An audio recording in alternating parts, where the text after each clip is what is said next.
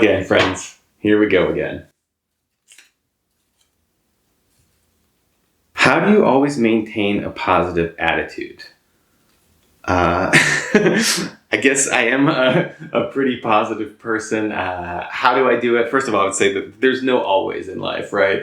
There's never any always. So, I mean, I have my difficult moments as much as any of you all do. But if I had to speculate on this, apart from the coincidences, like I happen to have a really, positive childhood experience, which so many people didn't, and having lots of quality support in my life throughout my entire life. Like I've been very fortunate in so many ways. So I don't want to be like, oh, well, that's just because I'm so cool and you should be with the program.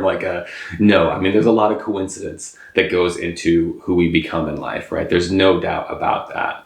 But in terms of choices or decisions that I've made that I think have helped on this path to positivity, it's all the stuff that we talk about on this channel. It's letting go of pressure and expectations. It's not judging myself. It's having a kind inner monologue. It's not taking on too much. I have a history of not working more than I need to work and not working in ways that is causing me pain or misery. So I've been fortunate to not get trapped in a job that I couldn't get back out of, or trapped in an unhealthy relationship that I couldn't get back out of.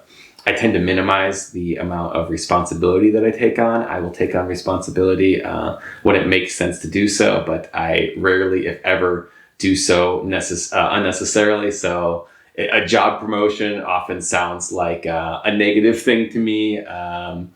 Or, even like, again, I'm not even like a pet owner, and I'm not saying like, don't have pets. That's the key to being positive. But there is something to be said for, I live a really simple, minimal life. And so that in and of itself reduces the amount of stressors or things that can go wrong if we start having expectations about how things are supposed to go. Remaining open to change, trying to live my most authentic self, right? Expressing myself how I want to, or just being how I want to be in the world, and giving myself the freedom to go against the grain. I think in some ways I was really lucky that I kind of stumbled into a philosophy degree, because there's so much coincidence that goes into our lives. But I think that really started planting the seeds for me that it is okay to do something different from what everybody else is doing. It's a lesson most of us have to hear so many times in so many different ways before eventually it truly clicks.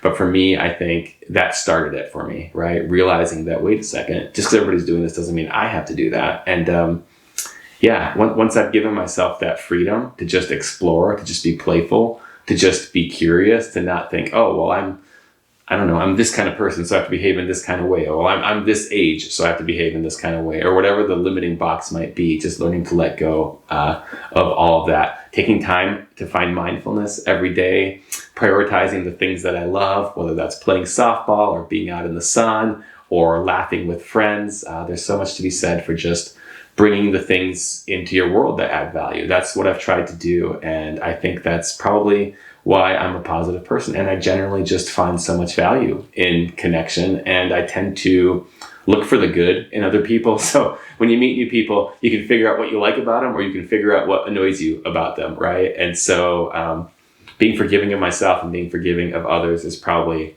what allows me to remain positive. If instead you're just like, oh, well, everybody has to be like me or act the way I want them to act, or how could that person cut me off in traffic? So not ruminating, I guess I would add to the list, just letting things go, finding distraction and finding value. Again, I'm not perfect at this, right? I'm not always positive. I'm not like, I never get tripped up, but I do my best to let go of things, to prioritize people and things that add value, to find ways to be in the moment as opposed to be lost in my thoughts. Meditation was a game changer for me. So when I'm always encouraging meditation, it's coming from a place of personal experience where it's just made it so much easier for me to let go of unwanted, thoughts and distractions. They pop up, but I'm so much better at saying, look, I'm not going to get derailed by that. I can set that aside and I can go have some fun now or something. So I hope that's helpful. I hope you continue to find more positivity in your own life. Don't make it a chore. Don't make it a burden. Don't make it something that you